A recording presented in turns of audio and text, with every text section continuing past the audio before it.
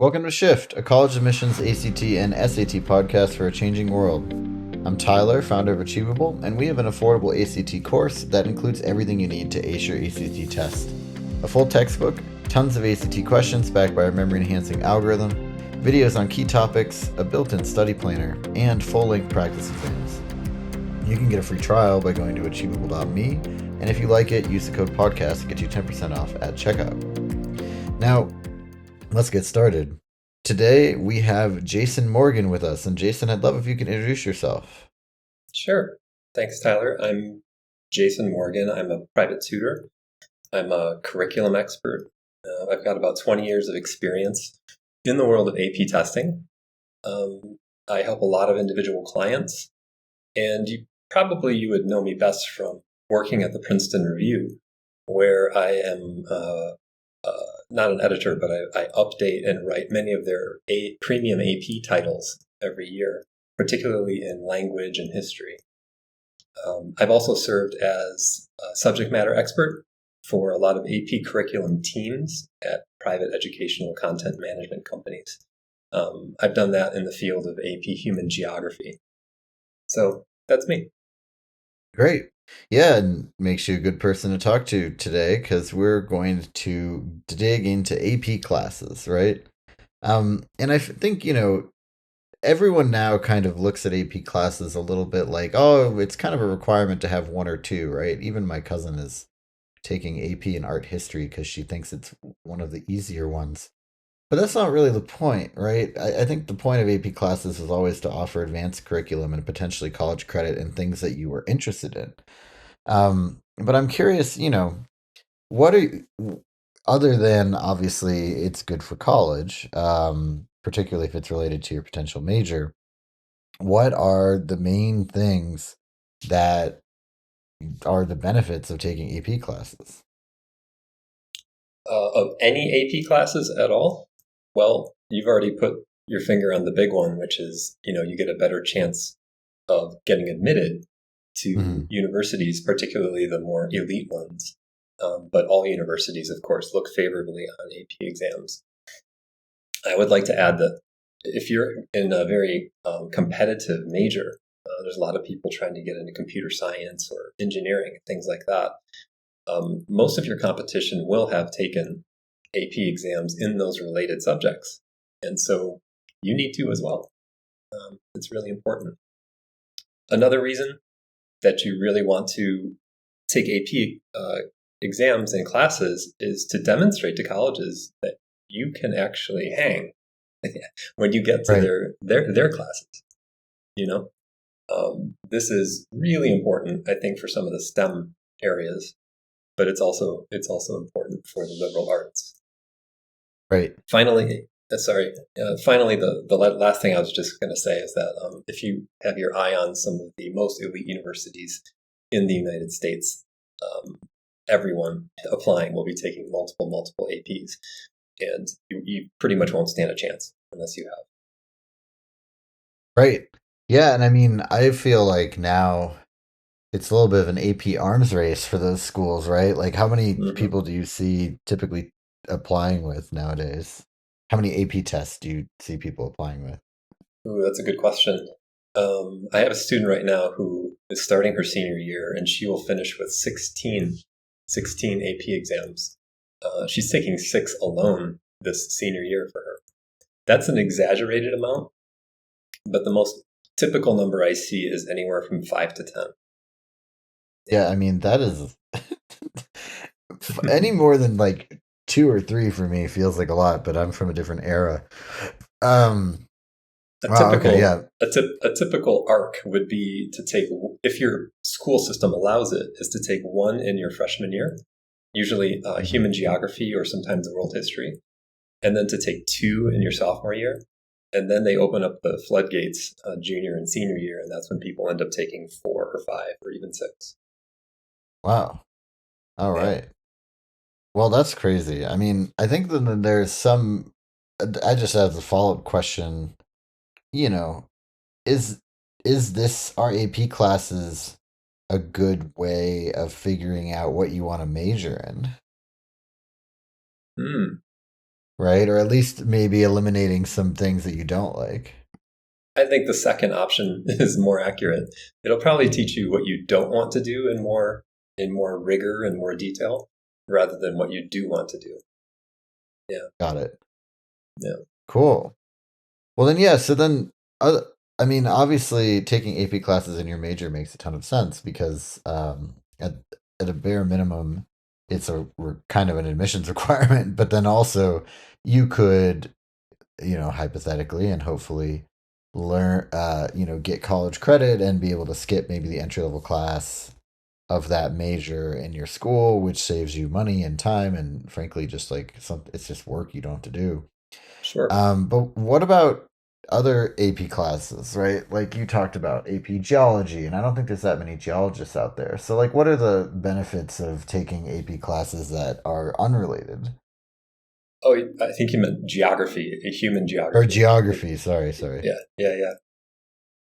Well, if you're going to take AP, obviously you can only go into one area in life. So if you're a person who takes 6, 7, or 8 AP classes, then quite a few of them are going to be unrelated to what you do in the future. That's fine. That's absolutely fine because when you study anything at a high level like that, you actually kind of sharpen your mental tools that are inside your head, and that makes you better at the things that you really want to pursue. This is exactly the same reason why it's good to actually study for the SAT or ACT, Right. because the process of just going through 2 or 3 months of that makes you better at everything else that's more important in life. So, yeah. Yeah, it Uh, teaches you how to study and teaches you also, again, it's like leveling you up from the rigor of high school to the rigor of college, preferably a little bit of a warm up before you get there. Absolutely. It's like someone putting their hands together and giving your foot a boost over a fence. Yeah, absolutely. Also, when you take a bunch of AP classes, even ones you don't care about, that you're not going to be going into, universities see that and they know that you're a person who challenges himself or herself. Okay, I work also in college admissions as a private counselor, and over and over we hear from private admissions, or sorry, from college admissions committees that they really look for students who've challenged themselves with an AP course. And I hesitate to say that it doesn't matter how well you do in the course, but to a degree, it doesn't matter how well you do in a course. They just want to see that you're the kind of person who tried, you know? Right. So, Yeah, so taking AP classes is good even if maybe you don't get a good grade. mhm. That kind of like the implication there. Absolutely. I've always said that if you're an all A student in regular classes, just be prepared to get some B's in your AP classes. And schools aren't going to punish you for that at all. It's a period of transition. You're learning how to be a better student. That's fine. No worries. Yeah, So, very cool. Well, then so I think like the other thing is, AP exams and AP classes are sometimes a little different, right? So are yeah. there any instances where you would want to take the exam but not the class first? Or should you kind of always be trying to do class then exam? It's definitely easier if your school offers the class for you to take the class and then the exam in May. But there's definitely a lot of schools out there that don't offer certain AP classes or don't offer AP classes at all. And so if that's the case, it is I want everyone listening, if you're in high school, to know that it's always an option to take the AP exam without taking an AP course. You can study yourself. It's Mhm. many people do that.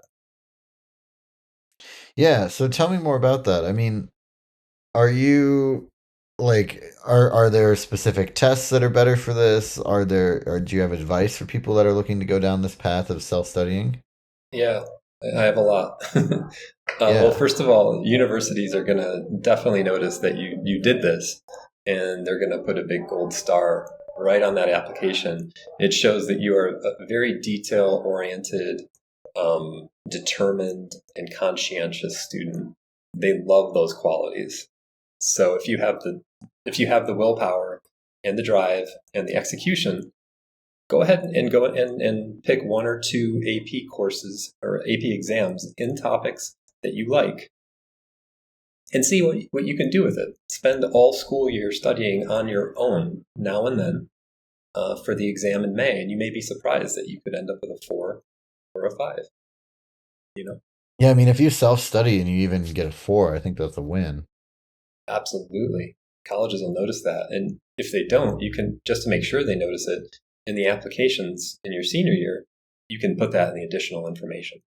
Just remind Right. them that you didn't take the class, but you got a 4 on the exam.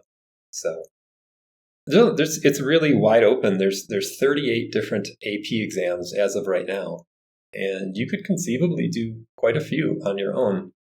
The ones that most people take self-study for, there's 4 of them for those of you listening and are curious about this. The first one that's most commonly self-studied for is AP Environmental Science. The reason for that is that many schools don't offer the class, but people Right. want to take it. The other 3 I would recommend above that one, AP Government, AP Psychology, and AP Human Geography, which is the one that I do deeply. Those 3 are definitely able to be self-studied, partly because they don't require as much rigor in terms of like the way STEM classes do. It's just a lot of reading and a minimal amount of memorization of different government trends, psychological ideas, and demographic stuff for human geography. Mhm. So those are the ones that I would recommend. Got it. Yeah, and then, I mean, can you take like if it even if it's something that is pretty hard, like AP Physics, but you're really interested in physics, can you still take an AP exam, even if you're not gonna take the AP class for it, or that your school doesn't offer it? Yeah, you can take any AP exam you want if your school agrees to get the test for you. And you have to ask Okay. them, usually, you have to ask them many months in advance. It's not something you can do just a few weeks in advance. So you should make that decision for yourself in maybe September or October of the school year, and then chat with your administration. Yeah, that also means that you can't back out once you make that decision. I, I bet you could, because there are definitely people who skip out on AP exams now and then. Your school might be angry at you, but Yeah. yeah. Yeah, sorry. You can always back out. Yeah, it's more just like try to make that decision really firmly before you go through the work of getting your school to get the test ready for you. Seems Yeah. like a lot of work. Overall, though, Uh, I would say that the STEM topics, science, technology, engineering, and math, those ones are a little bit tougher to self study for. They're a little more rigorous, and it really helps to mhm. have a tutor or a teacher helping you along there.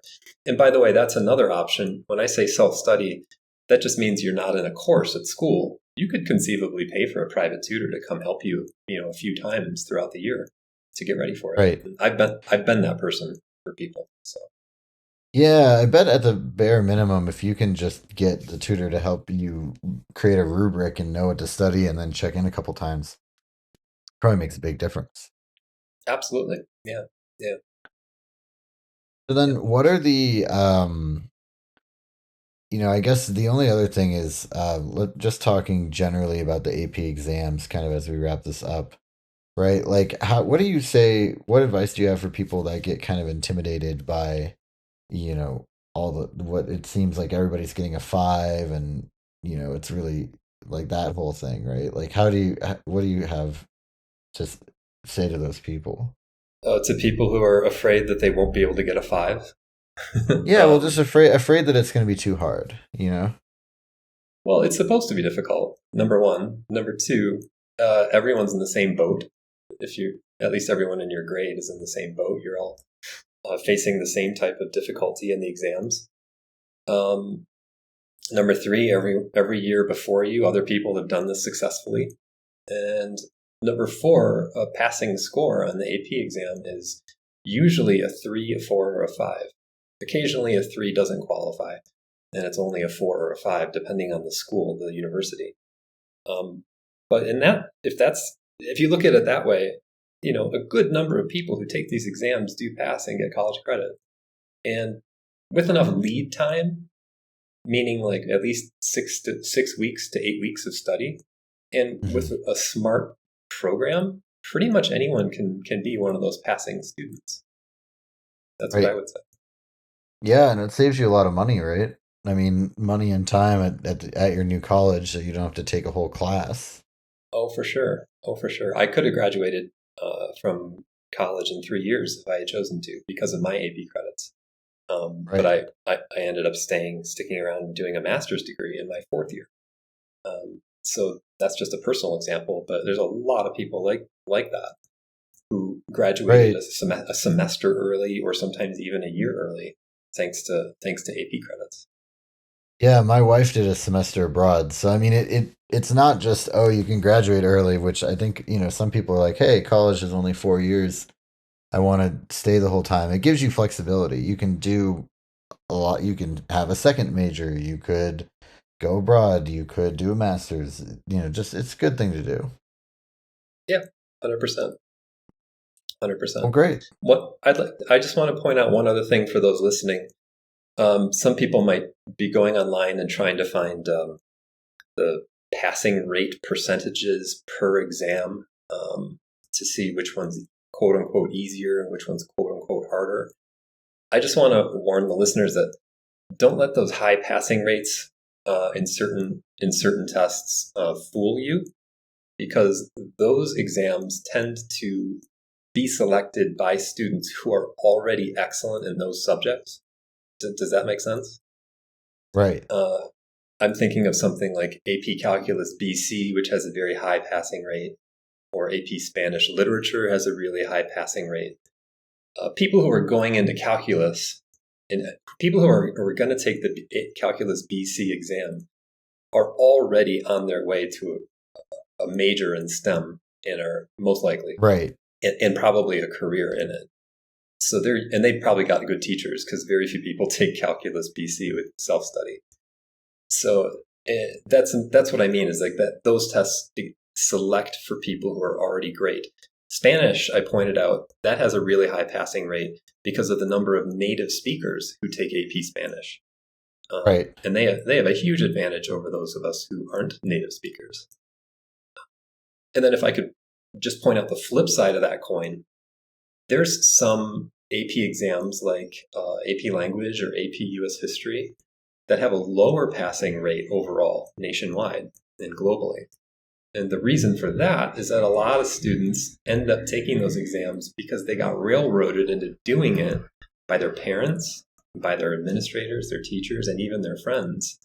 Um, Mm. AP Language is an English course, AP US History is a history course. The attitude from the people around the students sometimes is, since you're already taking an English or a history course, why don't you just try the hard one? Right. But maybe the student doesn't have like the heart to do that. They don't have the ability to stand up for themselves in that situation and say, I want a regular course. This ends up reflecting poorly on them in May when they take the AP exam and they have no desire to do so, and they end up getting a 1 or a 2. Right. That's what brings down the passing rates for certain exams. Well, and that's the thing too, is like, remember this is a ton of work, right? Mm-hmm. And so if you're a parent listening, right, like, yes, it's important that your kid takes some AP exams for college admissions, but if they do poorly on them, then all this time and effort has kind of been wasted, right? Like, you you've got to be able to find a compromise with your child, and if you're the child, you got to tell your parents, like, I've got to do something that I'm actually interested in, or else I'm not going to be able to get a good grade on it. Yeah, I would agree with everything you said, except the fact that it hasn't been wasted just because college admissions committees will see that you attempted the course at least, which says Hmm. something. That's all. Got it. Cool. Great. Any other thoughts on AP classes and exams? I think that's it for now. Thanks, Tyler. You're welcome. Well, this has been Shift, a college admissions podcast for a changing world, hosted by Tyler from Achievable with Jason Morgan. You can get a free trial of Achievable's ACT course by going to achievable.me and be sure to use the code podcast to get 10% off.